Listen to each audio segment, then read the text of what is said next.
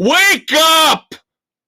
I don't care how much vodka you drank last night. Drag your sorry ass out of bed. I don't care how many Heinekens you shoved down your gullet. It's time for the weekend edition. It's Dave and it's Kev. It is time for us to let you know what to watch Saturday afternoon as you get over your hangover. Put a cork in the Little Kings. Oh my God, I can't believe the fart that would be coming out of Little Kings. That's an old school throwback. That's brutal. Oh, gastronomical mess is what that is. There's a lot of sharding going on. As always, we start off the weekend edition here, hitting on October the 22nd, 2022, with rock and roll music. I told you guys last week, as Dave had to take the week off, we had a concert that screwed up our taping schedule, and I promised you we would have the review this week. Oh, one we have been waiting quite some time for, actually. Roger Clyne and the Peacemakers made their trip back up into our vicinity, and they did not disappoint, kids. Yeah, Roger Clyne and the Peacemakers, if you do not know who they are, of course, Shame on you. Roger Clyne was the leader of the Refreshments, of course, Banditos, Down Together. 2 albums, 2 unbelievable albums. And if you have never listened to Fizzy, Fuzzy, Big and Buzzy, one of the greatest albums of all time. Yes, absolutely phenomenal. And the second album, The Bottle and Fresh Horses, isn't that much worse. No. And then, of course, he went on with the Peacemakers. They've put out at least 9, 10 albums. Yeah. And we haven't heard new stuff from them in a while. Native Heart was the last album we got from them. Yeah. Which was the tour that we saw them on the last time. Way too long ago. Up in Bells in Kalamazoo, Michigan. We saw them this past Wednesday at the Hi-Fi in Indianapolis, Indiana. Nice small club, couple hundred people. Very intimate. It was a really good crowd. Lots of fellow Peacemakers. Lots of people that had seen Roger Clyne before. Multiple times. That knew the vibe, that knew, even though Dave and I were only on our 3rd time seeing them, understood, knew where we were coming from. We knew the songs. They knew the songs. It was fun. One was from Arizona, where they are huge. They are huge in Arizona. Yeah. It was a good group that we were around, that we were having fun with, and it was an all-around enjoyable experience. And the best thing about Roger Clyne is he mixes up the set list every night. So you're never going to get the same set list from one night to the next. Yeah, he's going to mix in the order he plays things. You're going to have the standards that they're going to do, but then a lot of the other stuff they mix in and out. So right. You're going to get Mexico. You're going to get Down Together. You're going to get Banditos. You know this. Yeah, and of course, the most famous song that they have that you don't know they did. The King of the Hill theme song. Where they had a lottery for $20 a ticket. And the winner got to play the triangle, the dinner bell. God bless him. He had no clue what the hell he was doing. I was like, dude, all you have to hit the triangle. And he keep running it around and around and around. He acted like somebody was asking him to figure out the cooling mechanism for a nuclear reactor. Dude, play the triangle! Just frickin' run the clanger around it over and over and over. God bless Roger Clyne. He is such a fucking cool dude. My God, how many shots were people giving him? He goes... Yeah, at one point, he was trying to, I'm hurting. I'm cut. No more. He would take a sip and hand it to somebody else. He put it on the back speaker. But... oh my God. They didn't play every song Dave wanted. I felt bad for the Conquistador. I wanted Paper Plate. That was the one that I really wanted. What about Switchblade? Switchblade would have been really cool, but Paper Plate is the one that I really wanted. Yeah. But again, he switches things up each and every night. It was not. I was not disappointed in the least. No, and I'll tell you what, the one song that they threw in, which is not one they play every night, which stuck with me, and I had it in my head for days after the concert, was Honky Tonk Union. All I could hear was they got married in a honky tonk bar, and it was just in my head for days. And I know. Days. God, we're not trying to oversell Roger Clyne. No. Roger Clyne and the Peacemakers are literally one of the greatest live small bands you will ever see in your life. They are the epitome of the small club, tour the country, raffle off an autographed picture to pay for the diesel for their bus to get to the next gig. Yes, which we heard about multiple times. And I felt bad because Dave and I have already contributed. We both bought shirts. I bought a hat. And the merch stand was a little lacking. Yeah. It basically was a big cardboard box of shirts saying, come rummage around and pick what you want. Yeah. But we'd already done our part in the past, so I didn't feel bad about not buying anything this time around. But what was it, $350 for the picture, autographed picture, or did it go for $425? Yeah, there was an auction for an autographed framed picture. Because I know, was it $425 that it finally went for? Oh, I thought $350. I thought you were right with $350. Okay. Yeah, which was still unbelievably expensive. Yeah. As much as I love them, no way. No way. No. 75 hit, and I'm like, I'm out. Peace out, baby. But we got Down Together, of course. They open with that, which we figured they would play at some point, but right off the bat, it got you into it. Counterclockwise, always a fun tune. And that's one that I think they play every time. Yeah. Then, like I mentioned, Honky Tonk Union. Lemons, I think they play every time. Yeah. Of course, Mexico. A Little Hungover You is another one where I think they shifted in and out. Shift. Your Name on a Grain of Rice, which we heard walking by the hi-fi. Yeah, as they were doing the sound check. Yeah. I don't think they play that every night, but we heard that and we knew. Yep. Okay, we're getting that tonight. Yep. Then Marie, that's almost a standard of theirs now. Kind of a throwback to the old Marty Robbins ballads, Western ballad. Of course, your youngest son's favorite song. Then Mercy's another one that's in and out. Yeah. Sucker Punch. Oh, you're God. Always going to get Sucker Punch. Sucker Punch. Again, I appreciate the fact that he does not neglect Fizzy, Fuzzy, Big and Buzzy at all. They still play 6 to 7 songs off that album every time because that's how good that fucking album is. That's what made them. Yeah. But people don't do the connection. Right. They don't connect Roger Clyne and the Peacemakers with the refreshments and Banditos, which we'll get to in a minute. Yep.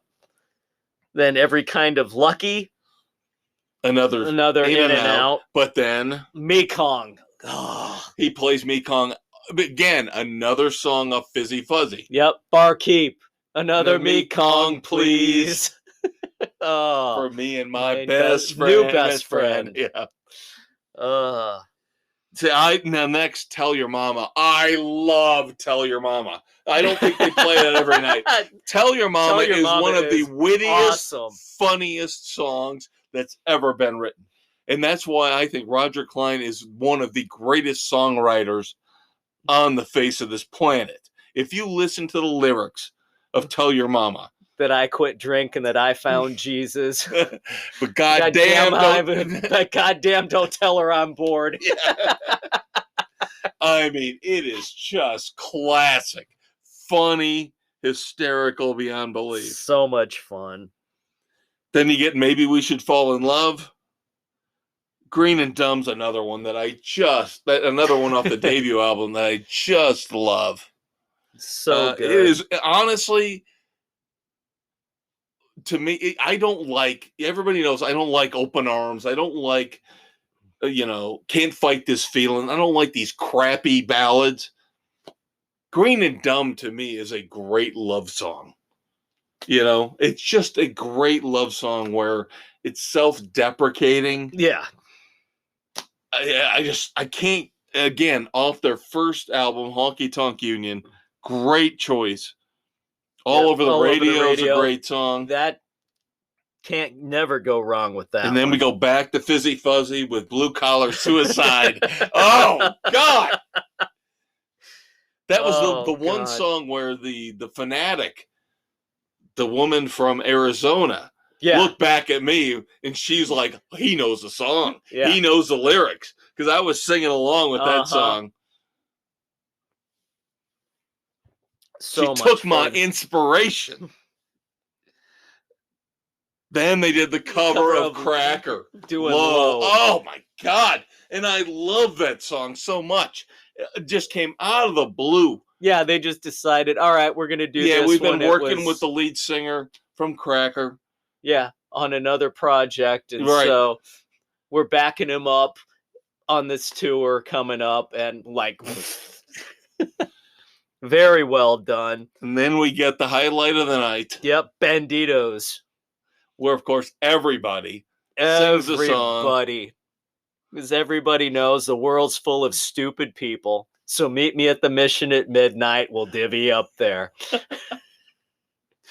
So much fun. And then King of the Hill theme.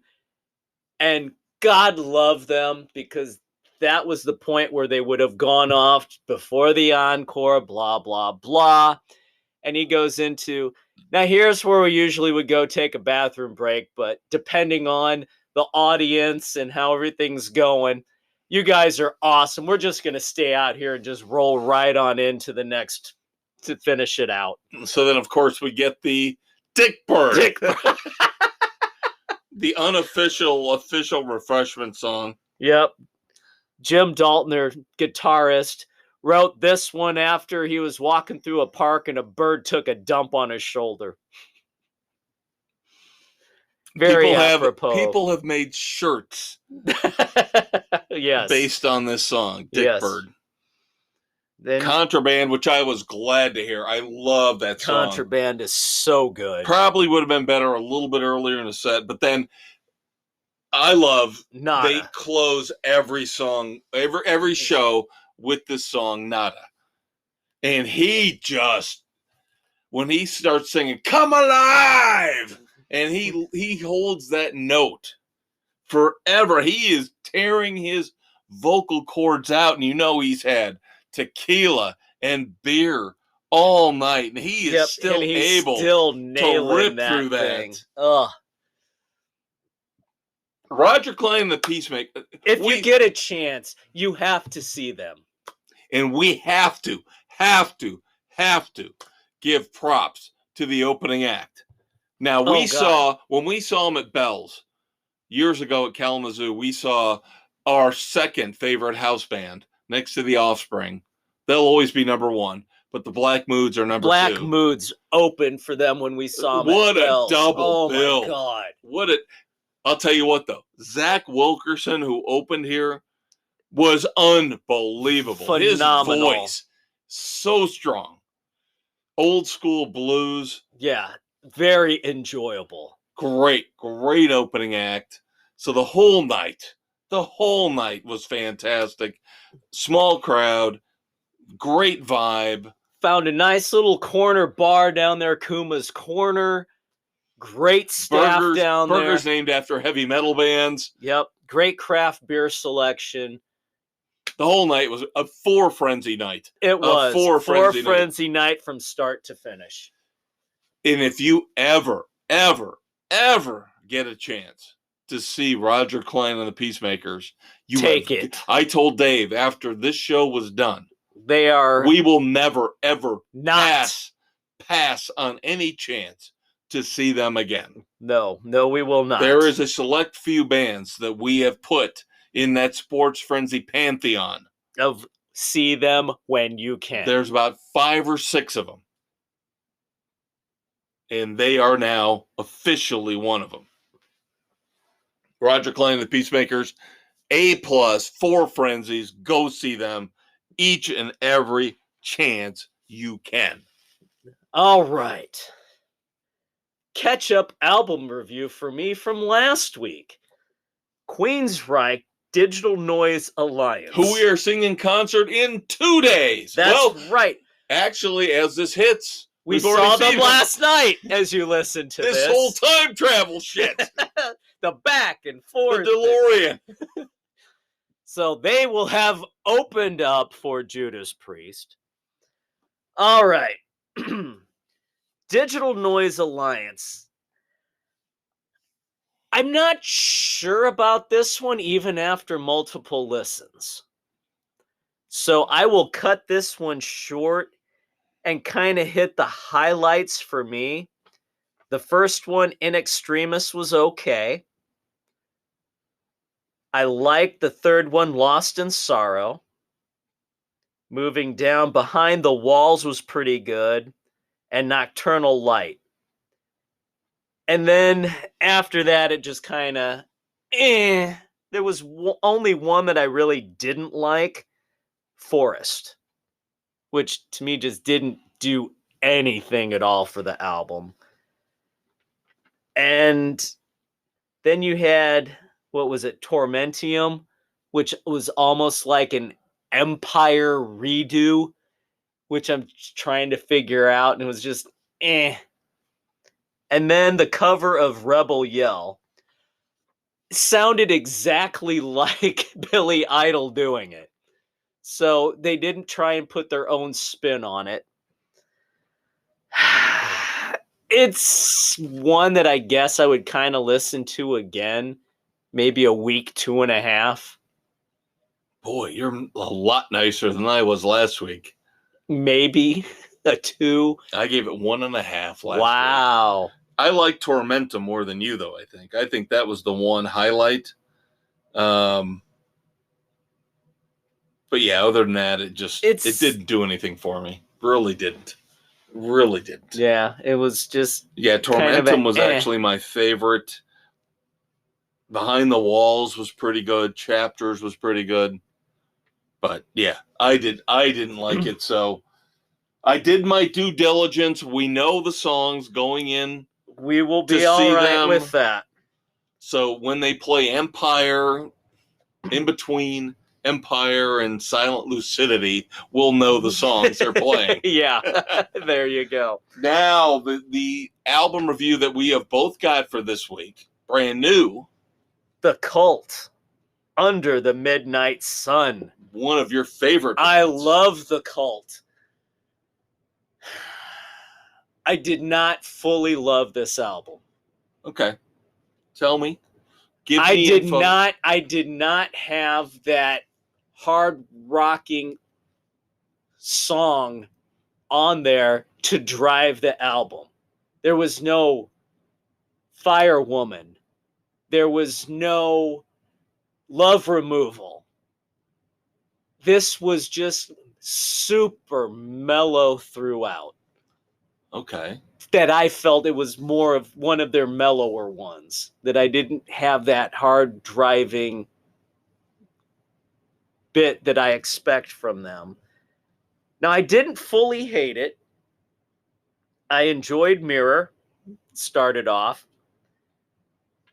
A Cut Inside I really liked. Vendetta X, not overly wild about. I thought you would like that album for the simple fact that the lyrics said, "We're going to take it back." Porch Monkey! We're going to take it back! No. Yeah. Give Me Mercy was one of my favorites on there. I really liked that one.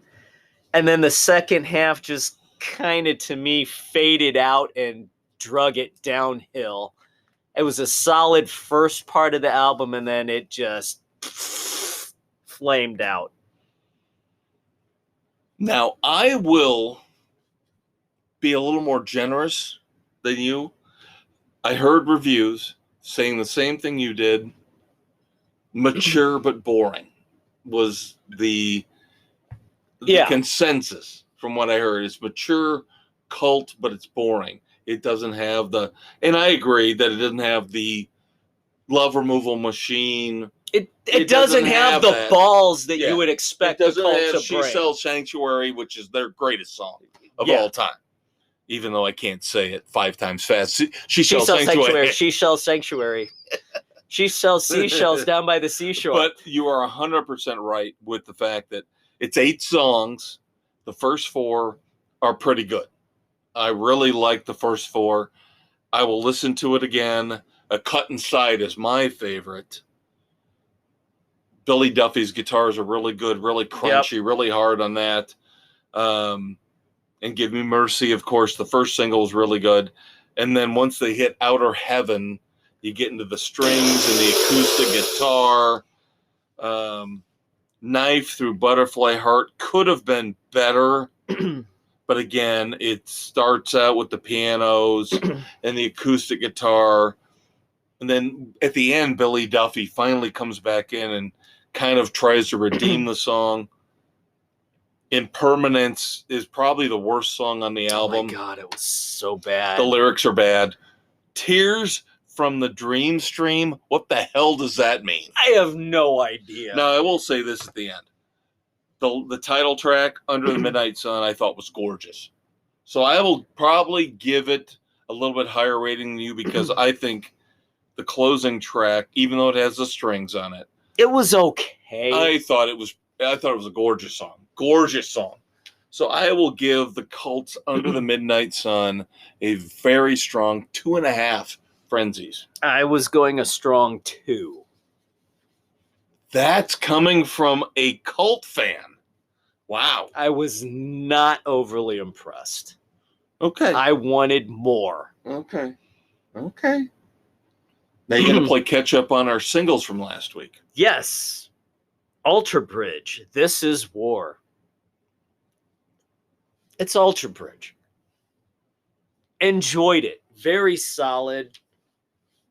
Good tune. I give it a 3.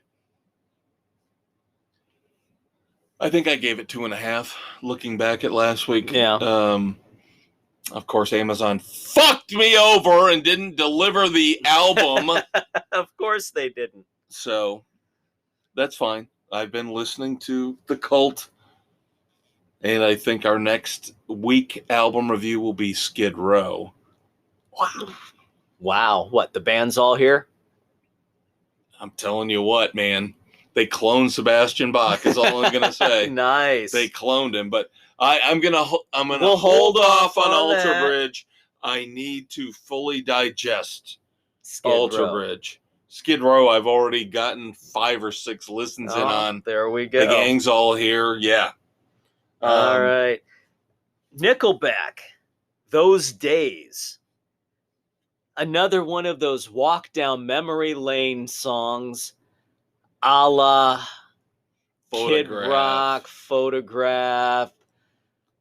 They hit some good highlights, but it's nothing new. It's generic.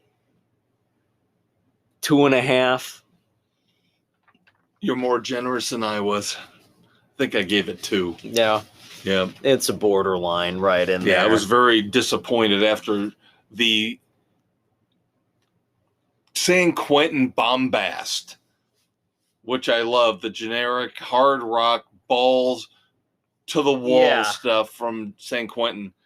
To go back and revisit this is one Photograph of those, point 2.0. Yeah, this is the type of song that people will say Nickelback sold out and why they bag on them all the time. Wow, that sounds like exactly what I said last week. There you go, kids.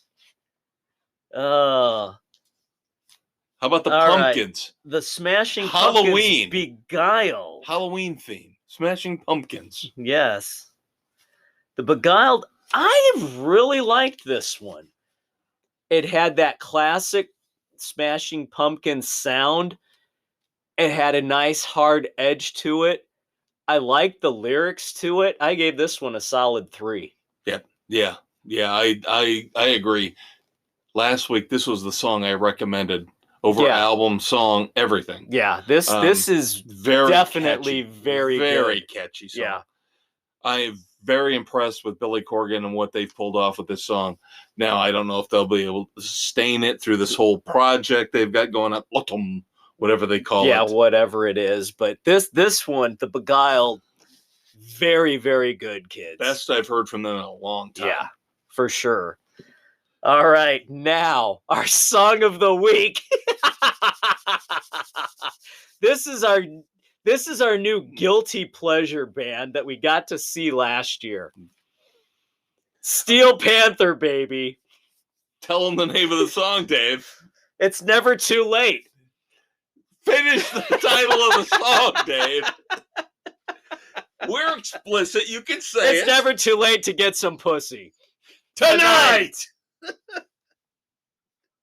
It's an awesome song. It's an awesome song. It's a 3.5 frenzy song. It's catchy. I can't disagree. I'll probably go strong 3. But still, both of us highly recommend. It's never It's too Steel late. Panther. You know what you're getting. And if you don't know Steel Panther, kind of look things up before you dive in. Otherwise, you're going to wind up dying of shock. Yeah, and don't let your kids... Earmuffs! Unless your kids are over 18. Maybe 21 in some households. Yeah, we're thinking that there might be a road trip to see Steel Panther again at the end of November. There's a possibility. A strong possibility. We would like to see the 17 girls on stage. 17 girls in a row. Or the Asian hookers. Yes, not the bukkake. All right, we got to wrap up here. We've got a couple minutes left. One headline that's going to piss Dave off is it pissed me off. We talked about Bruce Springsteen, Ticketmaster, the dynamic pricing. I hate the fucking dynamic pricing. Now, of course, Blink-182 has come out with their reunion tour, and they're already having problems. One of the members of Blink-182 went to buy tickets, and they are already $200 minimum. How is Blink-182 dynamic pricing? You and I don't think we get it. I don't know. I'm with you. I don't get it. You don't get it. But it's somehow, a Ticketmaster fucking money grab. Those bastards need to be put in their place. Where's a congressional meeting on this one? There is one congressman who's trying to look into this. But of course, Nancy Pelosi and Chuck Schumer are far more concerned about their own personal, Nancy's got to get her hair done, and Chuck's got to make sure his fat ass actress daughter, gets treated properly. They don't care about us. Yeah, Nancy needs to get her hair done while downing another bottle of frickin' wine before she goes on air. No, that's her husband. Oh, and he gets behind the wheel. Gets behind the wheel. Have you heard her speak? She slurs every freaking press conference. Think about that, kids. Dave and I are drinking beer through this whole thing, and we still sound brilliant and charismatic. But we could go down the Pelosi way. Next week, we will, of course, as I mentioned, review Skid Row. The gang's all here. We will also review... Most of the gang's all here. John Cougar Mellencamp, Lost Cut, off of the Scarecrow reissue. Easy for me to say. Carolina Shag, the new Queen song with Freddie Mercury, Face It Alone. And the new Rival Sons. Woohoo! We saw them last year opening for Greta Van Fleet. We love them. New song from them, Nobody Wants to Die, off their upcoming album, Dark Fighter. I am looking forward to this one. Movie reviews coming up next. Dave's got book reviews. Stay tuned. We're right back. She walked into my office just as I was reaching for the bottle in my bottom desk drawer. Legs till Tuesday, lips like pillows. I want to hire you, she said, to find Sports Frenzy 2.0. Doll, I said, that would be the easiest case ever. Sports Frenzy 2.0 is on Spotify, Anchor, Google, Apple, everywhere you listen to podcasts. She nodded to herself, sat down and smiled. I grabbed 2 glasses. Life was good. And so is Sports Frenzy 2.0.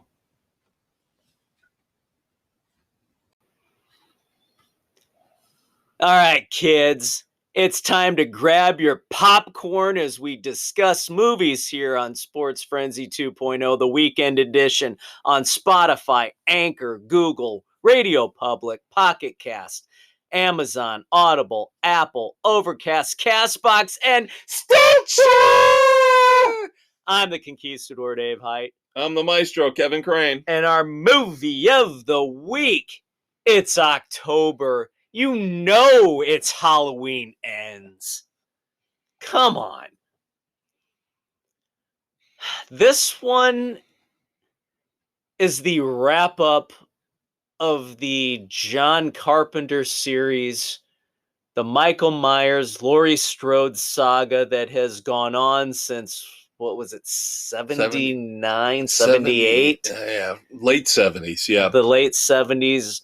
Run all the way through, taking out Halloween 3 Season of the Witch, which was phenomenal, but not a Michael Myers. Right.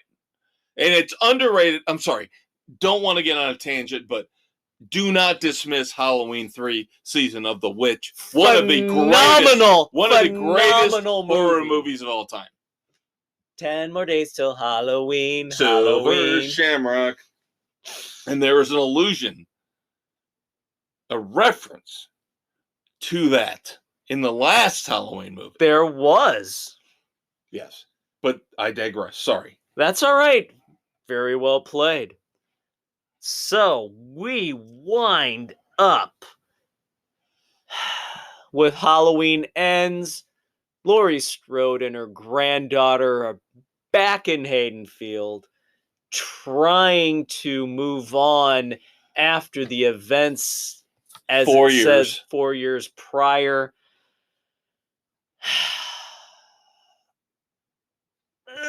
The way it starts out with the babysitter having an unfortunate incident with the little pain in the ass kid that he was babysitting. Can I say this? I can always tell when you start reviewing a movie and you look like you're having a bowel movement that it's not going to be good.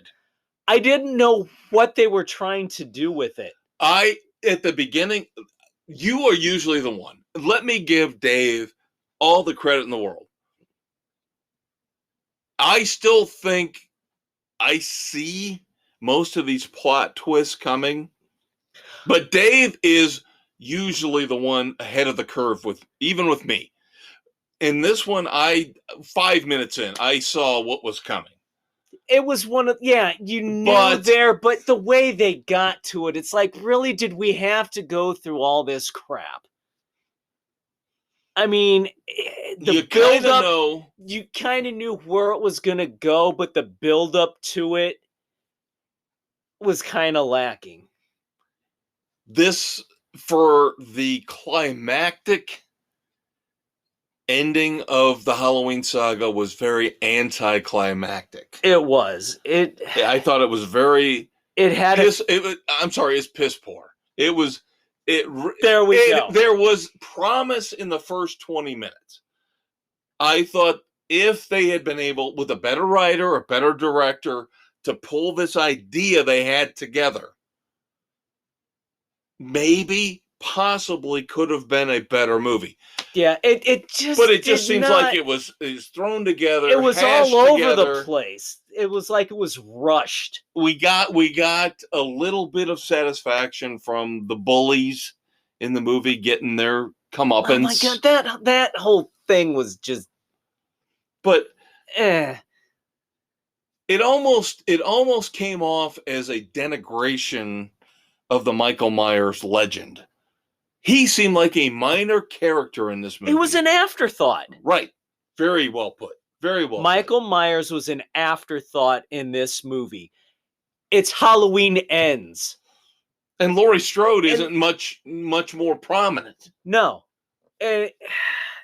As much as I loved Halloween Kills, as brilliant as I thought that one was, this one for the finale was very lacking and disappointing. I agree. I am a connoisseur of horror movies. I will watch most of them as long as I can get them on streaming or for free.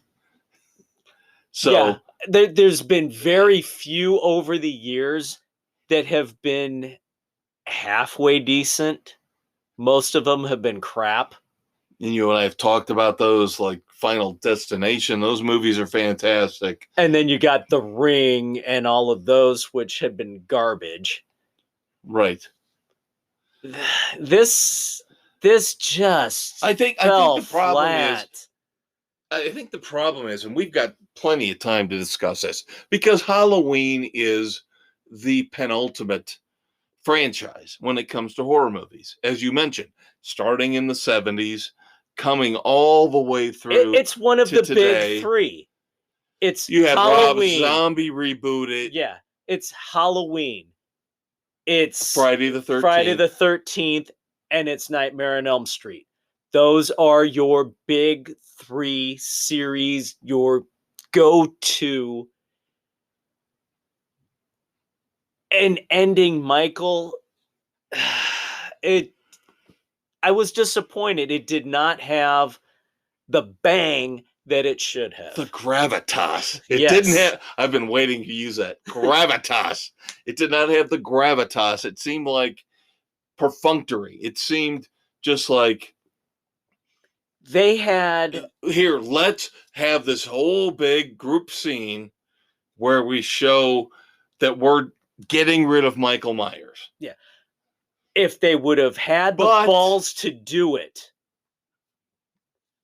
and Mrs. C and Nick, my oldest hasn't seen it, but the youngest who has, we agreed that the way it should have gone down is in that final moment before the end. If Michael would have reached out and grabbed Laurie to take her with him, would have been better. Much better. It would have been that moment, that the holy crap, did I just see that happen moment finale. Would have been better.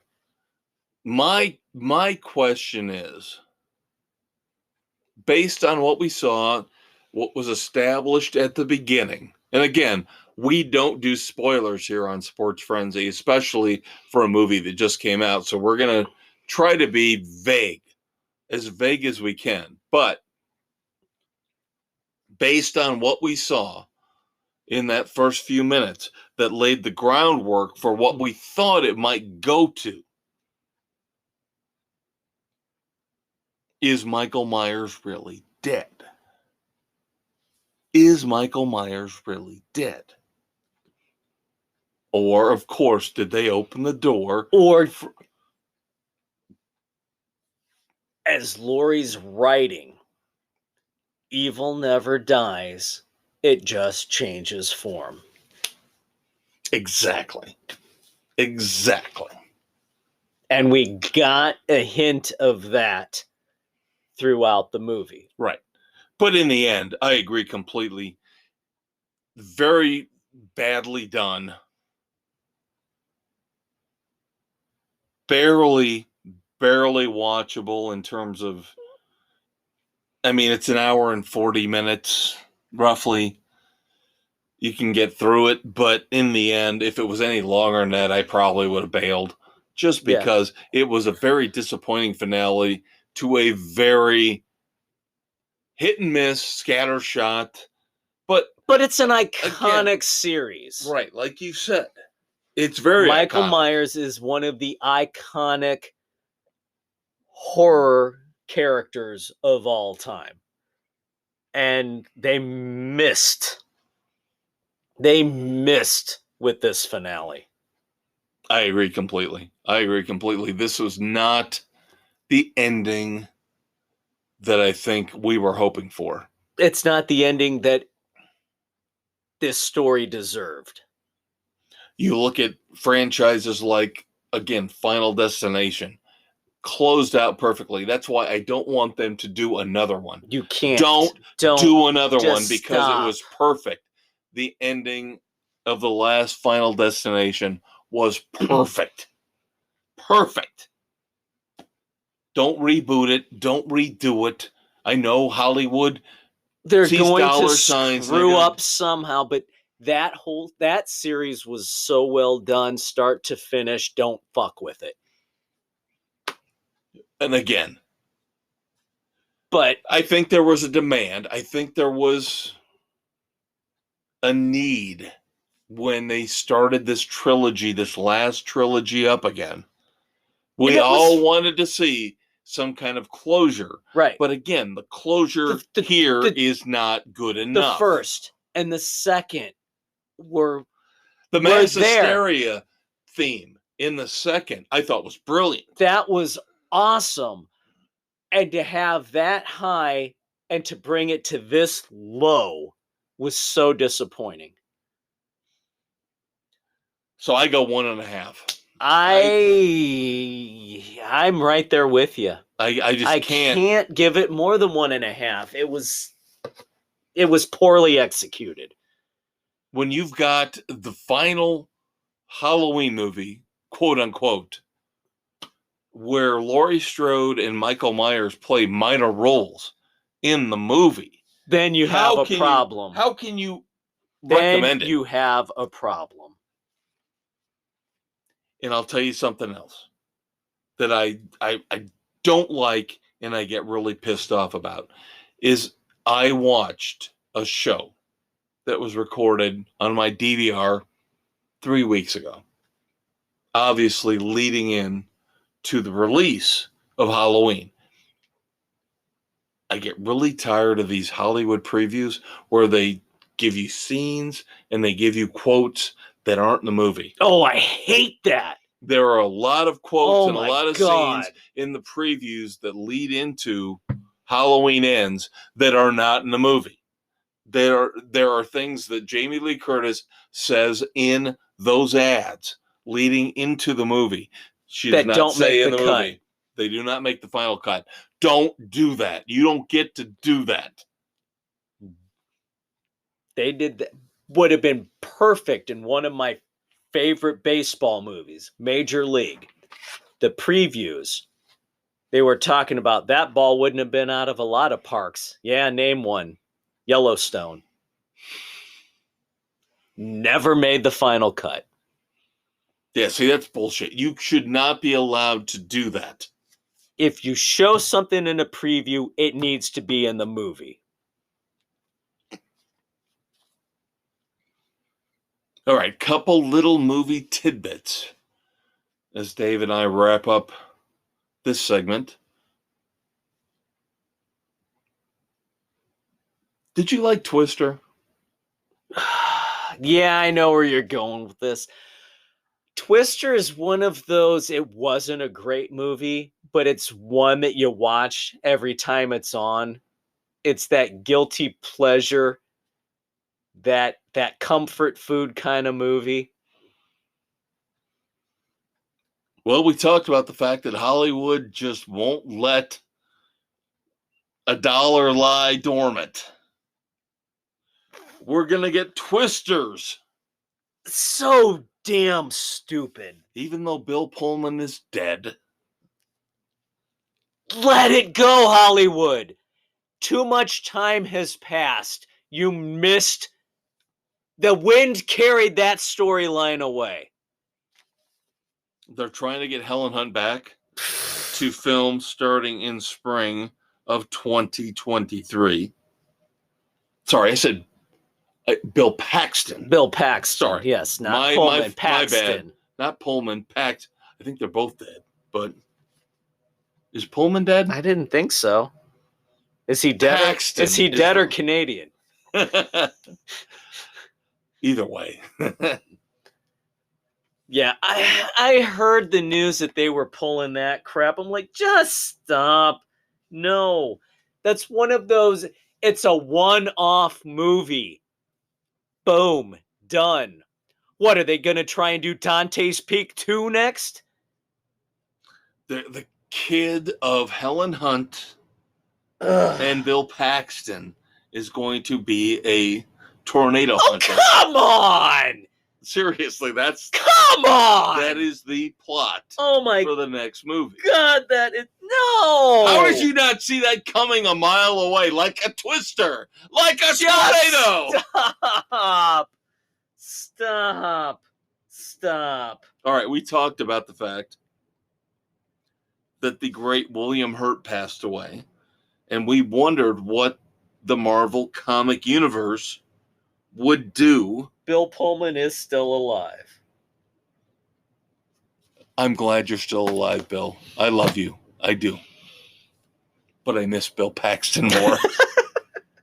Because he was Chet in Weird Science. And, would you like a nice greasy pork sandwich served in a dirty ashtray? That's one of the greatest lines in movie history. But Bill Pullman was Lone Star in Spaceballs.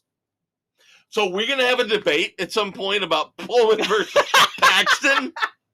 Game over, man! Game over! Game over, man! You just made my point. That's my guy. Best quote ever. Game over, man!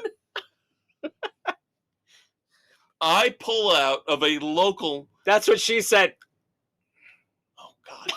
Thanks, Dave. Thanks a lot for that.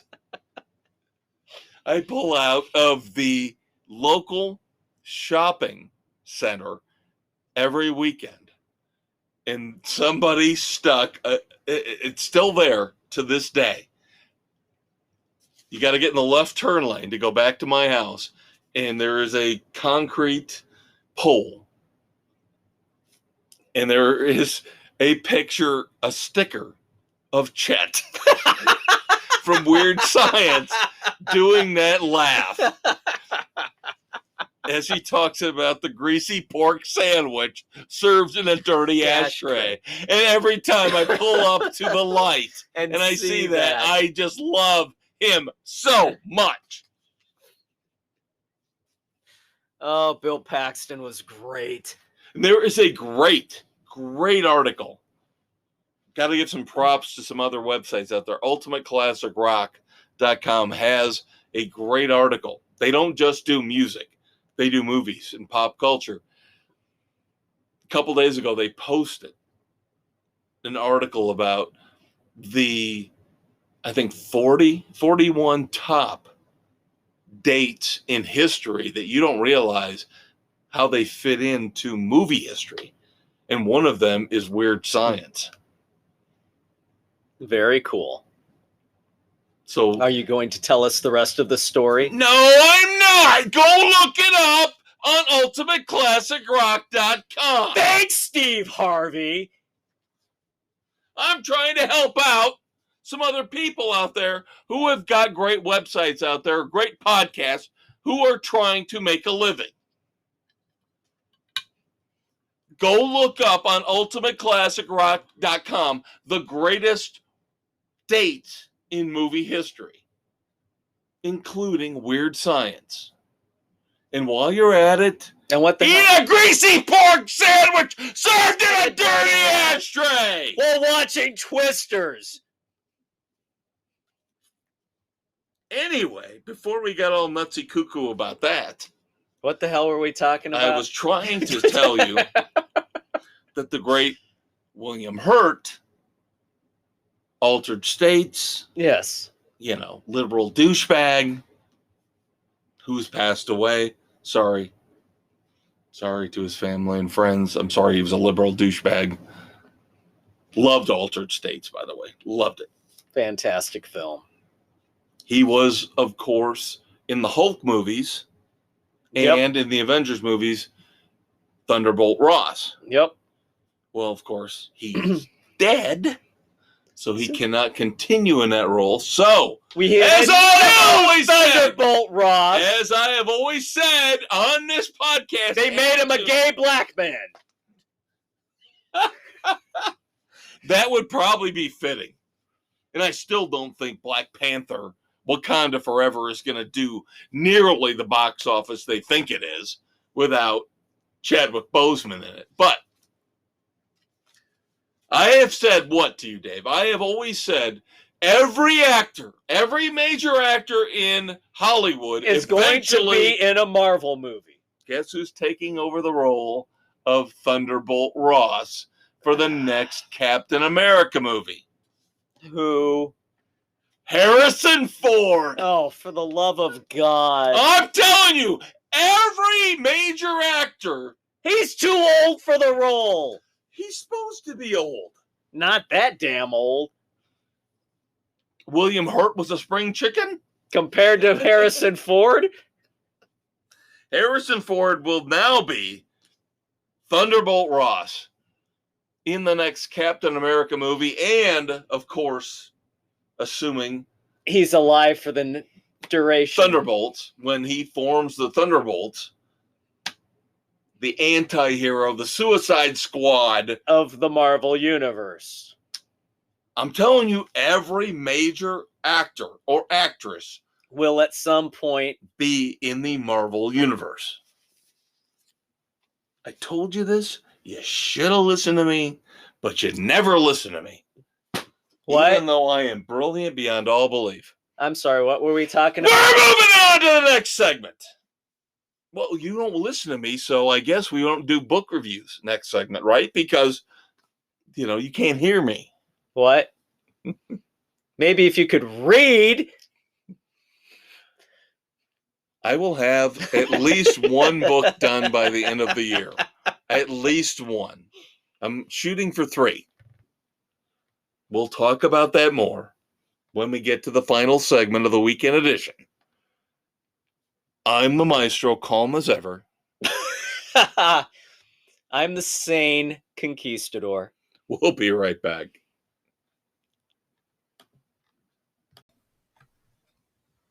Hey kids, ready for a blast of dairy goodness? Pick up Sports Frenzy 2.0 milk at your local grocery store. Remember, when you drink Sports Frenzy 2.0 milk, you're not only enjoying a healthy treat, you're helping to locate missing sports heroes of the past and present. Our cartons and jugs feature pictures of Peng Shuai, Ryan Leaf, and Sammy Sosa as we do our part to find the lost icons of the last 30 years. And don't forget our special weekend edition chocolate milk containers, available on Spotify, Google, Radio Public, Pocket Casts, and wherever you listen to your favorite podcasts, because they feature celebrities like Lindsay Lohan, Helen Hunt, and Jean-Claude Van Damme. Pick up a gallon today.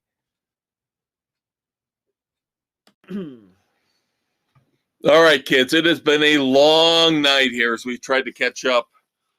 You got me solo last week. This week with the Conquistador back, we've been trying to catch up with all these topics on the weekend edition. This is hitting October the 22nd, 2022. We're hoping by this point you're on your second cup of coffee after 3 Advil. Yeah, we're on our 7th beers each as we tape this. It's been a long night, kids. But we're still here for you. Keep that in mind. It's all about you. Because remember, we do double tapings as we start off with the sports edition, which airs every Thursday. Check it out for your sports updates and our unique take on everything going on. So we got a little bit of TV and streaming to talk about, and then Dave has got not one, but two literary frenzy reviews for you. Since he is a man of literature, he works in the world of literature. A man of letters, if you will. Wow, that's a great segue, because I was just going to talk about the start of season 1 of the Winchesters.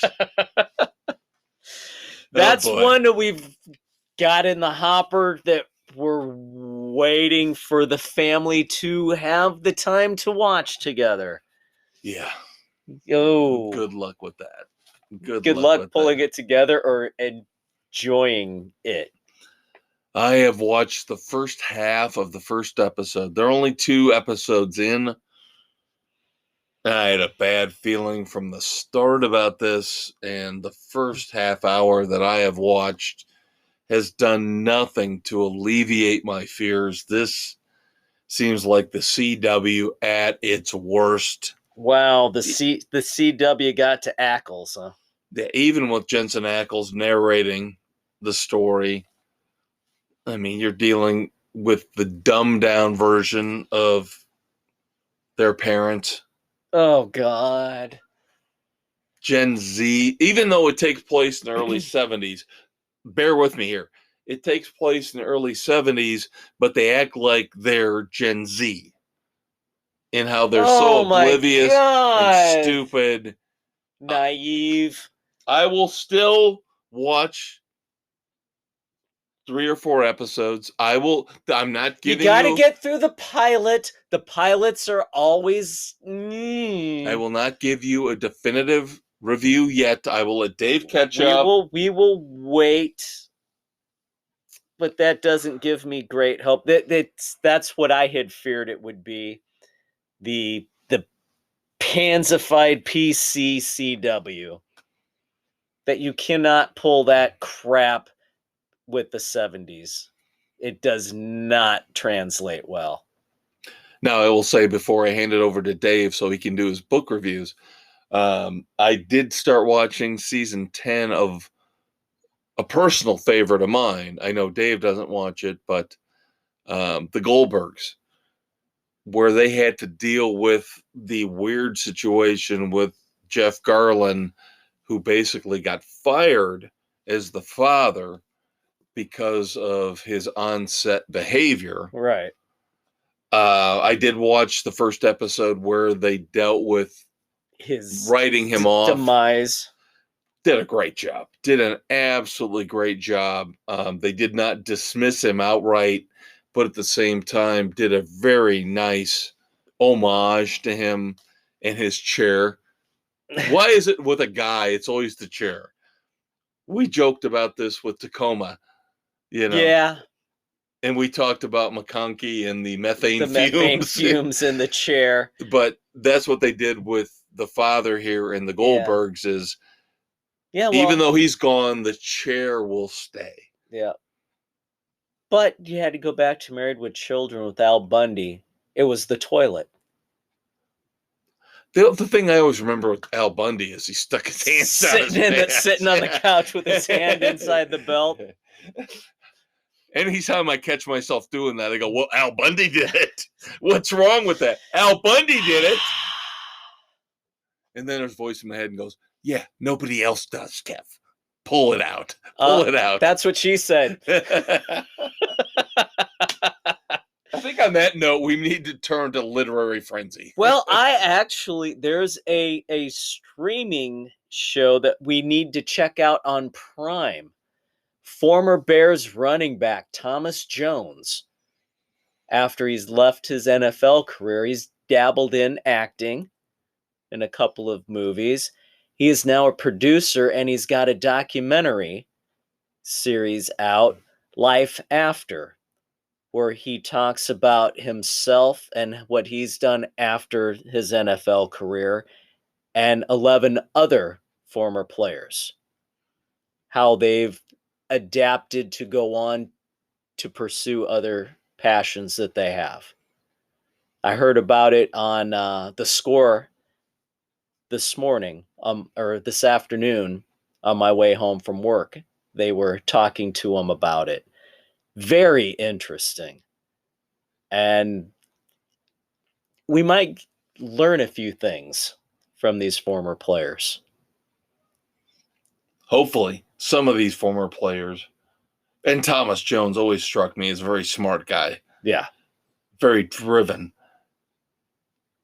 Hopefully, they turn out to be. Yeah, you've the got smart somebody ones. who's a doctor, a home designer. There you go. Yep. So it's not all doom and gloom, and it dispels the myth. So none of them end up being homeless and heroin addicts, and I don't know. We'll have to wind up watching and find out. I mean, you do have those sad stories where they go down after they've blown everything, but it helps dispel the myth that pun not intended. Yes, that not all of them are multi-billionaires after they retire, sipping margaritas on a beach somewhere. So I'm intrigued by this one. So Very cool. Something that we need to check out. Might be good for everybody. And of course, these guys, if they actually took the right path, might pick up a book or two along the way. That's right. So I have, first off, Oath of Loyalty, the latest Mitch Rapp, the American assassin created by Vince Flynn that Kyle Mills has taken over writing for. And this one, the prologue rehashes the final chapter of Enemy at the Gates to refresh your memory of the demise of who had been Mitch's best friend turned turncoat to him and his team. And the new president, Cook, gets uber paranoid that Rapp is coming for him because Rapp knows his and his wife's plan to try and create a new dictatorship here in America where they try and run everything. And so he approves a plan by his sycophant CIA director to go after Mitch's girlfriend, whose deceased husband used to be an assassin as well, for assassin for hire. And so they had some issues with former people, and they released her information and whereabouts to them and put a contract on her to distract Mitch. And this book is Mitch dealing with that while trying to get to President Cook as well. Very intricate the way they've tied the two together and bringing the conclusion about. So Kyle Mills does a fantastic job picking up from Flynn. I'll give this one a 3. It's solid. It continues well with the Rapp series. Second, Craig Johnson's latest Walt Longmire mystery. Hell and Back. This one kind of also moves on from the last Longmire book, but this one finds Walt in the in-between, battling for his soul and his life and the souls of others against the Irahoste Hiomese, an Indian legend boogeyman, the stealer of souls, that they use to try and keep the kids in line. It bounces back and forth between Walt trying to figure out who he is and what's going on, and then Vic and the Cheyenne Nation, his best friend, trying to find him and seeing what's going on.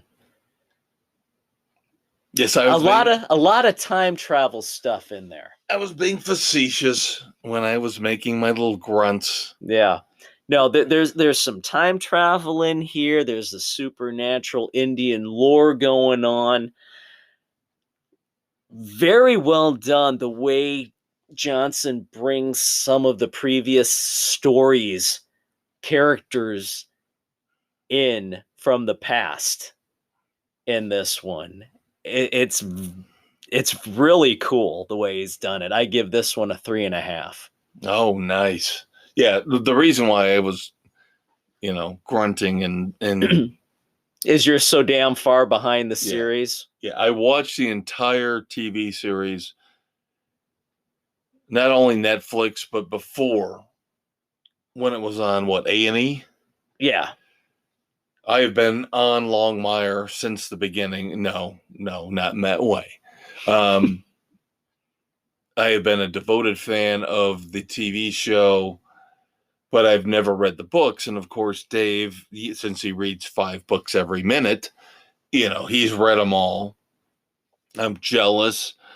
I have most of the books stashed in my secret book closet along with my 5 or 6 porn movies, where these are all the things that I want to get to eventually. But I have watched every episode of Longmire. I appreciate the character.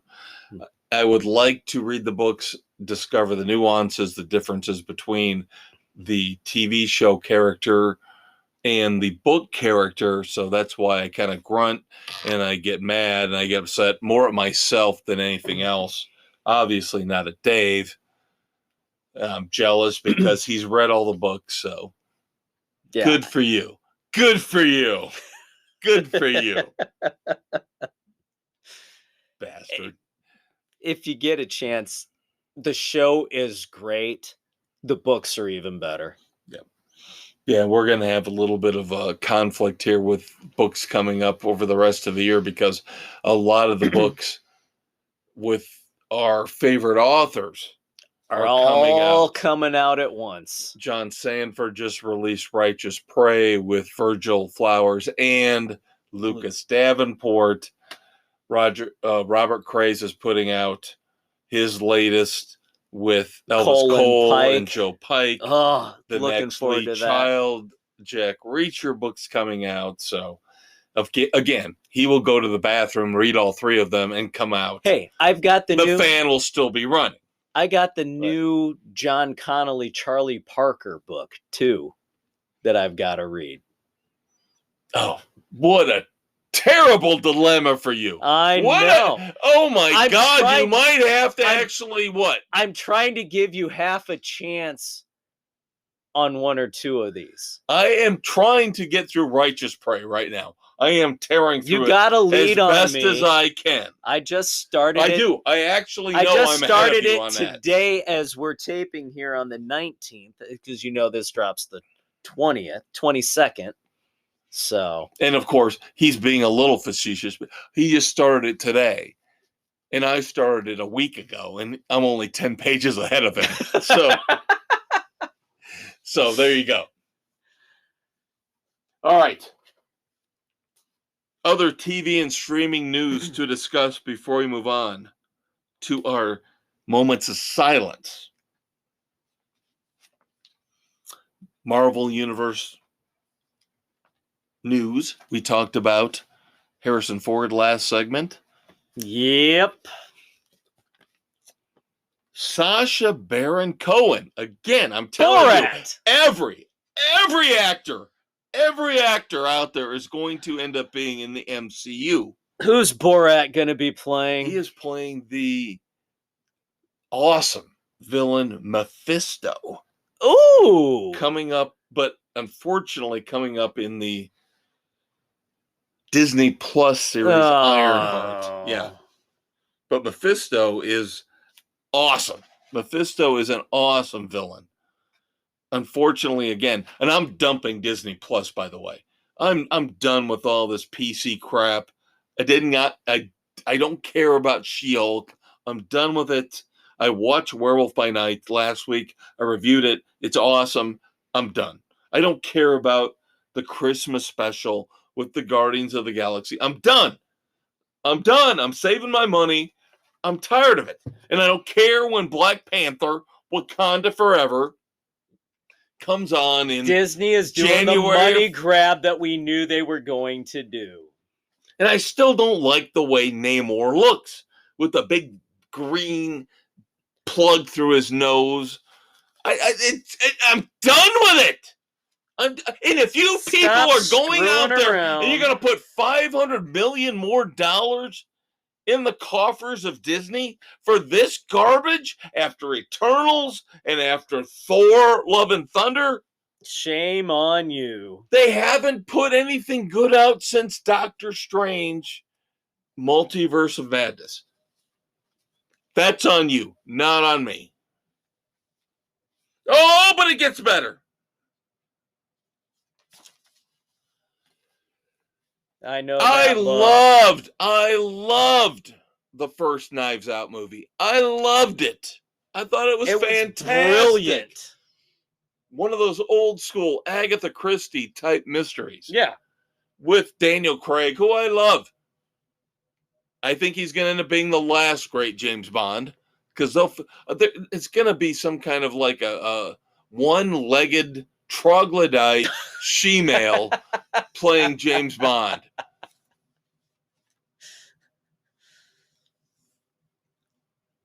So the second in the series, Glass Onion, is coming out at the end of the year.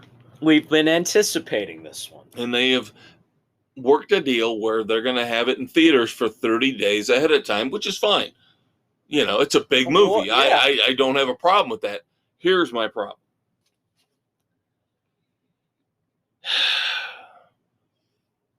Because it's been previewed already overseas.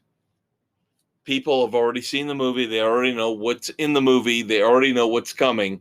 So they're spoiling it for everybody else. And we find out from the director, Rian Johnson, that the lead detective, Daniel Craig's Benoit Blanc, is gay. Why? There's a scene. Here's the thing. There's a scene in Glass Onion where he comes home to his partner. And that's the big thing. No spoilers. Nobody knows who the partner is, but it's a big, huge star. But again, we have to make Daniel Craig's character in the Knives Out series gay. Why? Because it's 1% of the population, but they act like they're half the population, Dave. Haven't you figured this out yet? Shame on you.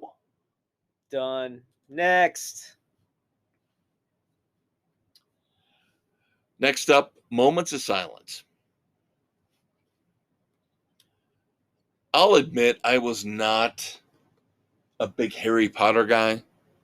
I think you were more of a Harry Potter guy, so I'll let you have this one. Hagrid, played by Robbie Coltrane. Robbie Coltrane, beloved Scottish actor.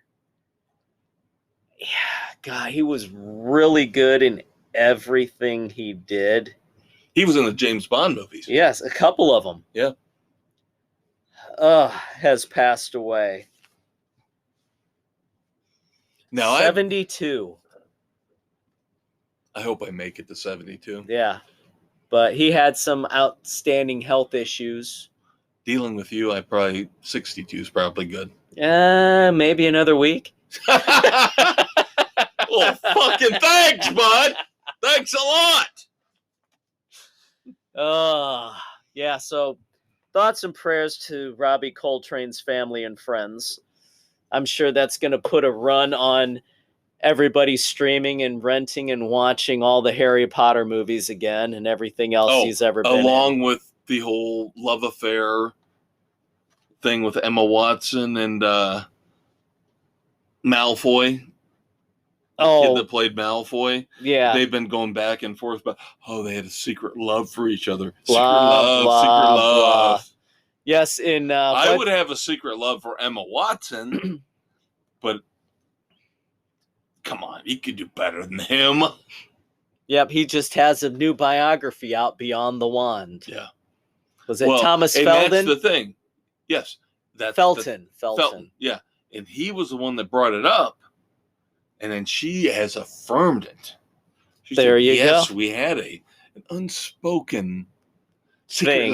secret love. There we go. Now, here's one for you. Ted White passed away. It is Halloween time of year, the whole horror movie connection. Ted White played Jason Voorhees in the final chapter, I believe 1984. But he was also a stunt double for John Wayne and in Roadhouse, favorite, one of your favorite movies. One of my favorite movies. Yes. So he deserves Hands definite mention down. here. He plays down. Jason Voorhees, John Wayne stunt double. He was in Roadhouse. Dude is How the phenomenal. Hell is he not? Thoughts and prayers to Ted White's family and friends. There you go. A legend. Unlike me, a legend in my own mind. All right, I got a couple dumbasses. I have a big dumbass for us, too. All right, wrapping up the weekend edition. This is a guy that we have been propping up. Been a couple months, but we had a run for 2 or 3 weeks where we were really, really happy with Elon Musk. He was saying some things, doing some things that we're really happy with. Now I think he's gone off the rails. Now he's been smoking a little too much of that sweet potluck. Elon Musk, if you haven't heard, is selling male perfume called Burnt Hair. Good Lord. $100 a bottle, and he claims it's so he can buy Twitter. Please help me buy Twitter. Buy my burnt hair perfume for men. He doesn't need any more damn money to buy Twitter. My God. Hence, ergo, why he's a dumbass. What a dip fuck. All right. James Corden. Oh, he's usually a nice guy.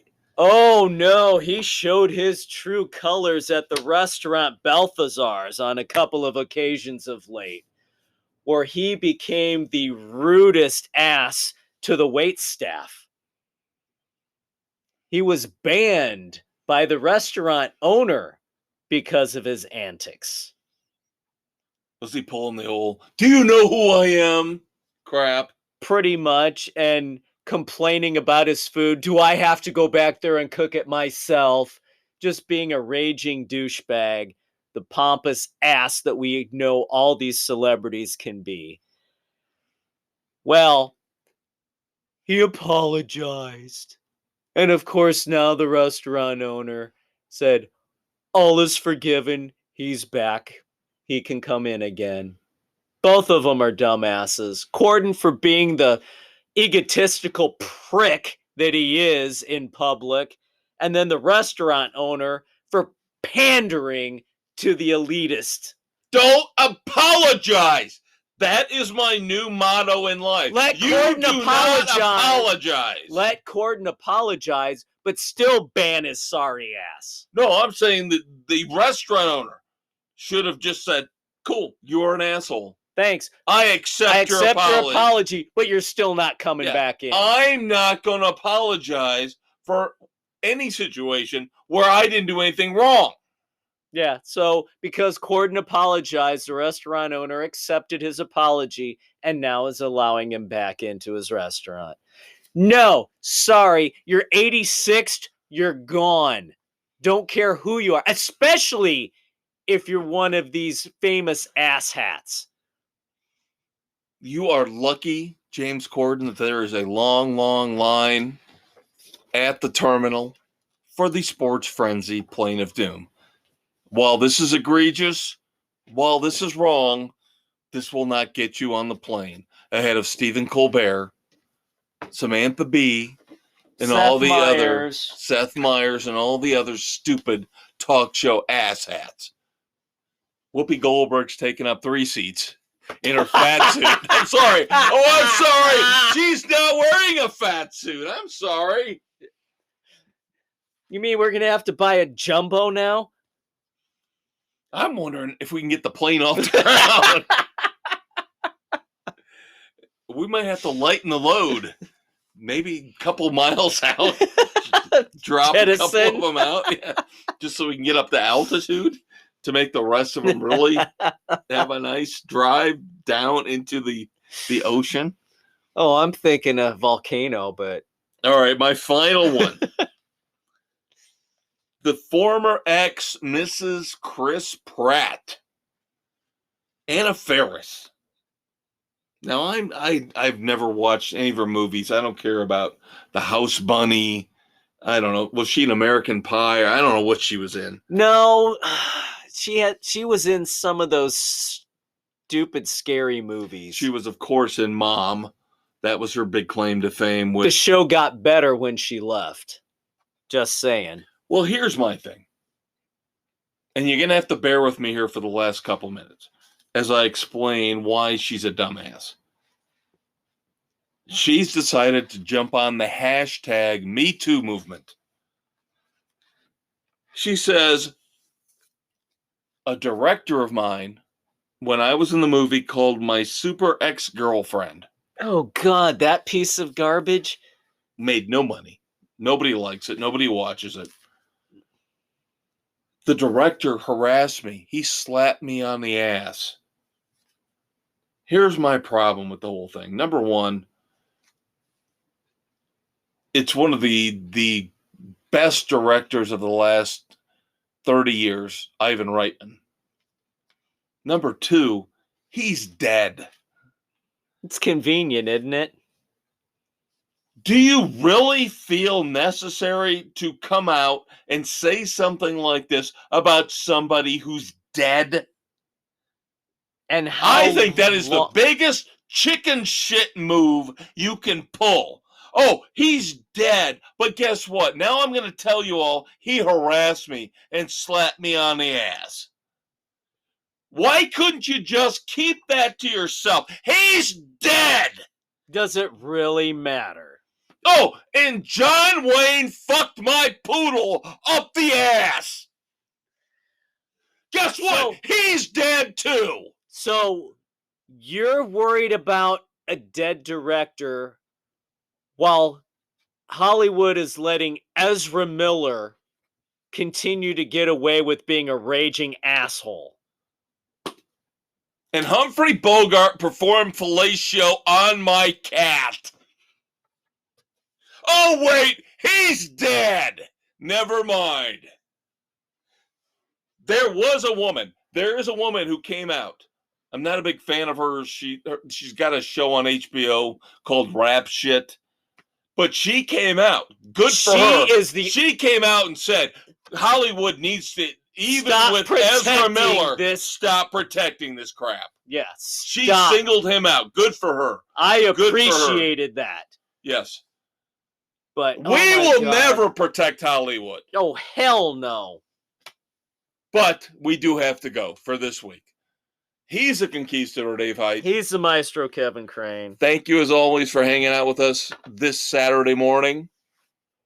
Don't watch Halloween Ends. It won't end well for you. We'll see you next week.